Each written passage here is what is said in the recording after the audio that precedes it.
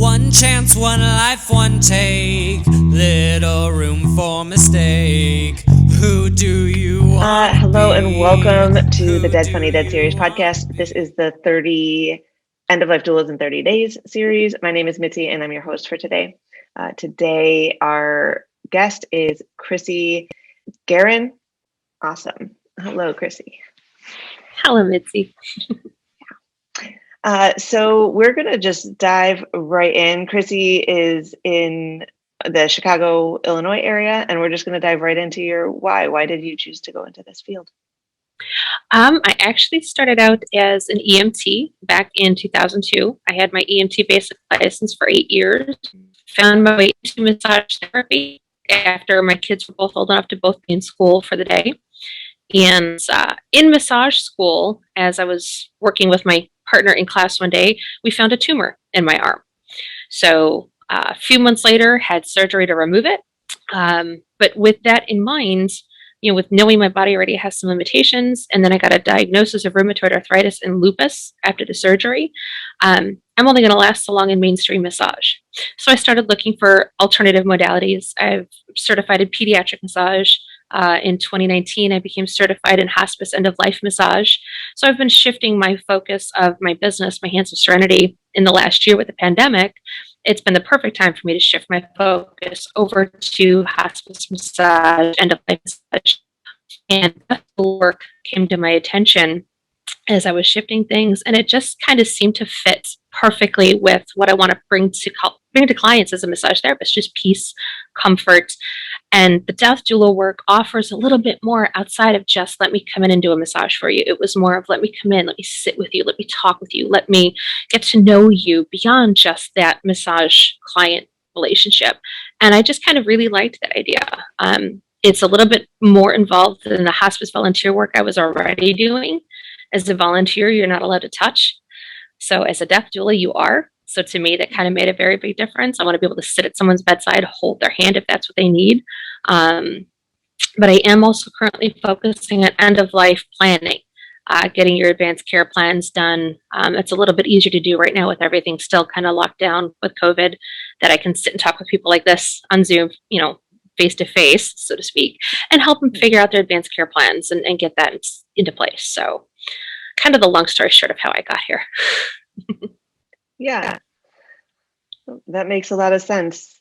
Coming from volunteering and massage, and it's just kind of a rolling train in a way.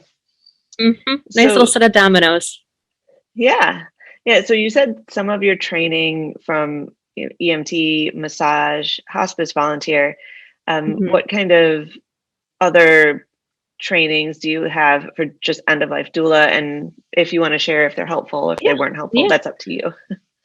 For the end-of-life doula, I went through IAP College, International Association of Professionals College. It was the one I was able to afford at the time, because a lot of other trainings are a little bit more expensive than what I was able to do. But it provided a really good framework to start with.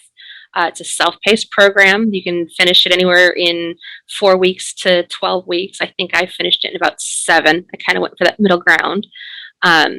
Self-paced, people are on hand that if you need to email a professor and say, hey, I'm stuck on this, can you help me figure it out? They're there. I started actually a Facebook group because one didn't exist already for anyone that's gone through the IAP doula course. So I connected with other people that have been through the course as well. And it's just a really great framework. It gives you really good basics. And what I liked is it actually included a business section, how to keep track of your expenses and all that. So it was actually really helpful on that end too, because there's a lot from massage school I'd forgotten about the business end of things. From the IAP Career College, I found my way to Cole Imperi's School of American Thanatology. I did her Death Companioning Community Crash Course, which was like an 8-class course done in like 2 weeks, 3 weeks. It really was a crash course, but it was phenomenal. The information she gave just built on the framework I'd gained from IAP, and it was just a really great 1-2 combination within a month of each other. I've just been doing webinars and things since, gaining more knowledge from other professionals in the area. attending meet and greets, just networking and talking with other people and just trying to learn from those that have gone before me already doing this work. Amazing. I think you're the first person I've heard that took one of Cole's classes. So that's exciting. She's a blast. If you can ever get in with her, she's a blast. She's starting a new one too.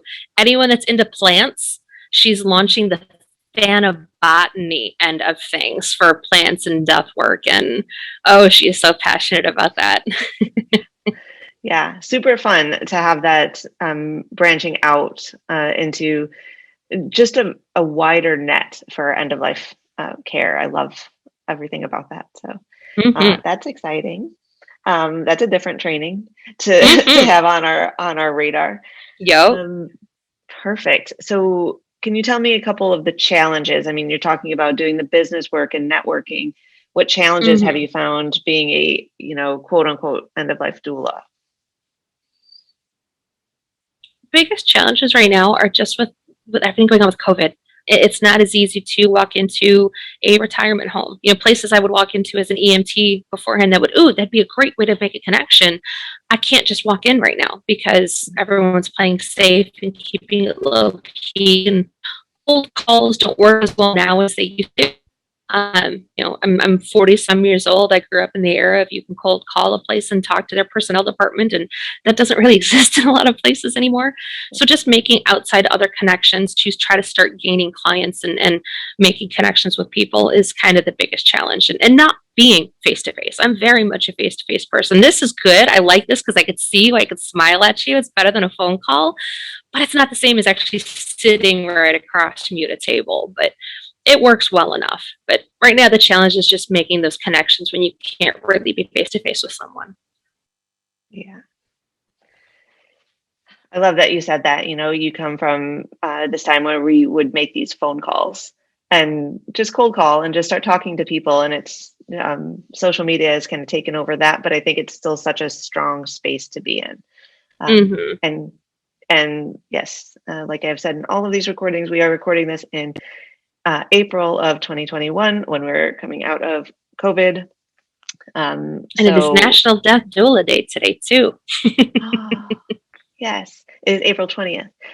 So put that on your calendars, folks, for next year to make sure you're celebrating in all the right ways. And yeah, so we're kind of just rolling straight into, what are your hopes for this field? Personally, that it does start to grow, that I can make some good connections and start helping people improve planning for end of life, or improve preparing for someone who's dying, that they just don't know what to do. Western culture is so death paranoid that they don't even know how to sit with someone in their own family that's passing because they just don't know what to do. We're so used to doing something all the time. We don't know what it is to just sit and be and enjoy the moment, because you have it, take it, enjoy it. People can't just sit still anymore. And, to a point, I think social media plays into that as well, that 15-second, attention span. Thank you, TikTok. Hopes in general for the field overall is that it starts gaining some recognition. That people start realizing what we're here to do. We're not here to take over jobs from social workers. We're not here to take over jobs from funeral directors. We're here to actually try to work hand in hand with them as best as possible, to be an extra set of hands for them, to be an extra bridge between people that are going from their doctor's office, having been diagnosed with cancer, sorry, we're at a point there's nothing we can do, to now they know they're going to be dying, but I'm not ready to talk to a funeral director yet. A death doula can be that perfect person in between. Someone that you can talk with, that you want to start planning that funeral, you want to take some decisions off the shoulders of your family members for when you pass. But man, I just don't want to sit down with a funeral director yet. The doulas are the perfect in-betweens that we can help you talk those things through and think about those things without the cold stereotypicalness of what it would feel to talk with a funeral director or anybody like that. Because, most of us are fairly personable. We're actually very lighthearted people because we see life in death. What we see with death helps make us live better every day. For most of us, that's kind of how we end up seeing it and feeling it every day. And I'm no exception. So you're in good company with those hopes, making sure that there's a way to have a soft handoff between all of the professions as we work together to make sure that everyone is taken care of. And you're speaking my language. Reducing death trauma is everything that I want to do, and why we are doing this and recording this, and making sure that this field is just elevated from,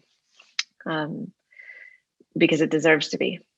Everyone deserves this. If they want an end-of-life doula, they first need to know that you exist, and then the best kept secret is end-of-life doulas. So here we are. So Chrissi, thank you again for taking this time this morning. My pleasure. Thank you for having me. Yes. So if you want to find Chrissi, and I suggest that you do, you can find her at handsofserenity78.com. Is that correct? Correct. All right. And everywhere to find her is on her show notes underneath. So you can just click through and talk more, especially if you're in the Chicagoland area. So again, just a huge thank you to you for sharing your how and why you became an end-of-life doula today. And lovely listeners of this podcast, or if you're watching on YouTube, it would just mean the world if you liked or subscribed or shared or whatever you want to do. We would appreciate doing one of those things or all of those things if you're just so inclined. It tells us that this is important and that we should continue making conversations like this happen. And then once you did one of those, please hop on over to Instagram and TikTok, follow us, like us, and then talk to us, because we want to answer your questions and get to know you and have a little bit of fun, because I don't know, we named this Dead Funny, Dead Serious, so it's not supposed to be always serious.